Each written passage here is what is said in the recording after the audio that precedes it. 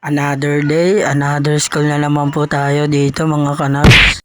Chubut! So anyway, sabi nga po yan ng school namin, classmate ko po sila dito. At ayun, habang naglalakad po tayo at kumuha rin po tayo ng plastic upang mag-take out.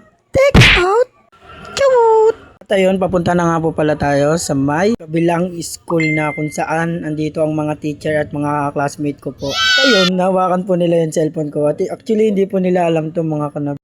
Sinali ko rin po sila sa vlog dito mga kanabs. Siyempre, mabait na rin naman sila sa akin. Kaya yun, may tiwala rin po ako sa kanila. Sobrang babait nga po nito and palatawa din po sila mga kanabs. Kalimutan ko nga star nila. Basta tabi namin ng room. So anyway, at ayun nga, nagpapalaro nga po dito yung mga classmate ko po para sa mga teacher po naming lahat.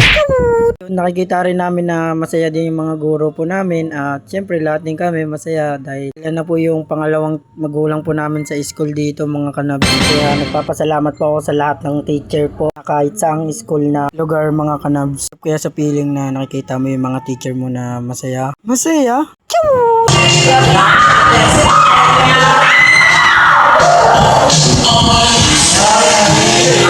So anyway, mga pangalan po ng teacher po namin na si Ma'am AJ po and Almi, then Sir Riden po mga kanabs. Lahat po sila tinuri po kaming anak. So anyway, 11:45 AM na nga po to mga kanabs. Ayun, paunahan po sila na suot ng damit at pagtapos din po magsuot ng damit, ihuhubarin din po. Pero kailangan, nakaano pa rin yung kamay mo sa lobo, bawal mabagsak.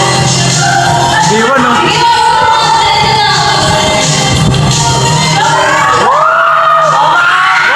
At ayun, nanalo nga po yung advisor po namin na si Ma'am TJ po mga kanabs.